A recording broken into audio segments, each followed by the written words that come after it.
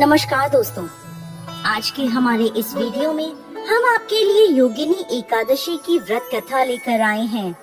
एक समय भगवान श्री कृष्ण और महाराज युधिष्ठिर के बीच एक अत्यंत महत्वपूर्ण संवाद हो रहा था। महाराज युधिष्ठिर ने भगवान श्री कृष्ण से पूछा, हे मधुसूदन, आपने मुझे ज्येष्ठ मास के शुक्ल पक्ष में आने वाली निर्जला एकादशी के विषय में बताया है। अब मैं आषाढ़ मास के कृष्ण पक्ष में आने वाली एकादशी के विषय में जानना चाहता हूँ। भगवान श्री कृष्ण ने उत्तर दिया, हे राजन, आषाढ़ मास के कृष्ण पक्ष में आने वाली एकादशी का नाम योगिनी एकादशी है। यह एकादशी बड़े से बड़े पापों को भी नष्ट करने की क्षमता रखती है। योगिनी एकादशी की व्रत कथा के अनुसार अलकापुरी के राजा कुबेर देवताओं के कोषाध्यक्ष थे। वह भोलेनाथ के परम भक्त थे। उनके नगर में हेमामाली नाम का एक सेवक रहता था, जो प्रतिदिन मानसरोवर से एक विशेष पुष्प लेकर आता और उसे भोलेनाथ की पूजा हेतु कुबेर को प्रदान करता था। हेमामाली निष्ठा पूर्वक अपने स्वामी की सेवा करता था। कुबेर भी उससे बहुत प्रसन्न रहते थे।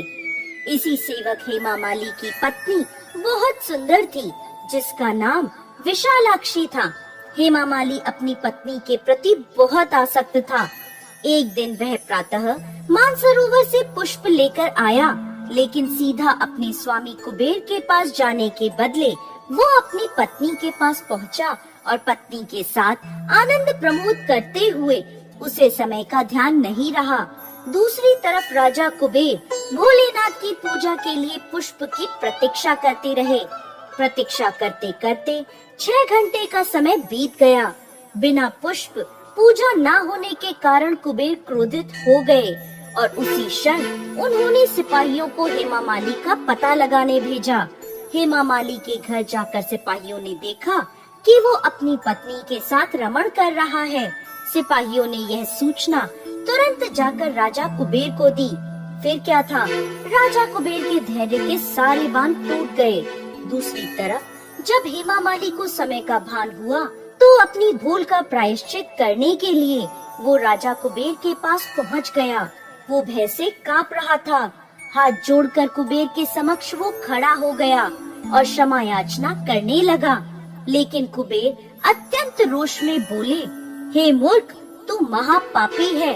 अपनी पत्नी के प्रति आसक्ति के कारण आज तुमने मेरे आराध्य देव भोलेनाथ के प्रति अपराध किया है। इसलिए मैं तुम्हें श्राप देता हूँ। इसी क्षण तुम्हारा पतन हो जाए, तुम्हारा संपूर्ण शरीर कोढ़ से ग्रस्त हो जाए। तुम पृथ्वी पर अपने कर्मों की सजा भुगतो और अपनी पत्नी से सदा सर्वदा के लिए दूर हो जाओ। कुबेर के श्राप से उसी क्षण हेमामाली का पतन हो गया। वो कोढ़ से ग्रस्त होकर जर्जर शरीर के साथ पृथ्वी पर आ गिरा।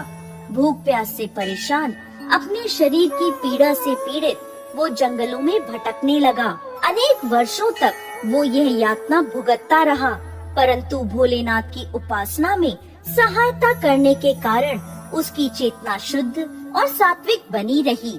एक दिन वो एक पर्वत पर जा पहुंचा, जहाँ ऋषि मार्कंडे तपस्या कर रहे थे। उन्हें देखकर हेमामाली ने उन्हें प्रणाम किया। ऋषि मार्कंडे ने उसे अपने पास बुलाया और पूछा, पुत्र, तुम कौन हो और इस प्रकार जंगल में किस उद्देश्य से भटक रहे हो?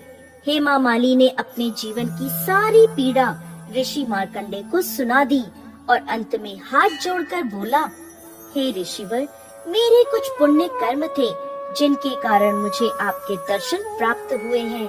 कृपा आप मुझे इस पाप से मुक्त होने का मार्ग दिखाएं। हेमामाली की प्रार्थना सुन ऋषि मार्कंडे बोले, आने वाले आषाढ़ मास के कृष्ण पक्ष में योगिनी एकादशी आएगी। तुम्हें इस एकादशी का श्रद्धा पूर्वक पालन करना है, जिसके प्रभाव से तुम सभी पापों से मुक्त हो जाओगे। हेमामाली ने योगिनी एकादशी के पालन का संकल्प लिया और वहाँ से चला गया। आषाढ़ मास में उसने योगिनी एकादशी का श्रद्धा और नियम पूर्वक पालन किया। व्रत के प्रभाव से उसका शरीर कोढ़ मुक्त हो गया और अपने पूर्व शरीर को प्राप्त करके वो अपनी नगरी अलकापुरी वापस लौट गया। आगे भगवान श्री कृष्ण कहते हैं, हे धर्मराज युधिष्ठिर, जो व्यक्ति योगिनी एकादशी के व्रत का पालन करता है उसे 88,000 ब्राह्मणों को भोजन कराने का पुण्य फल प्राप्त होता है।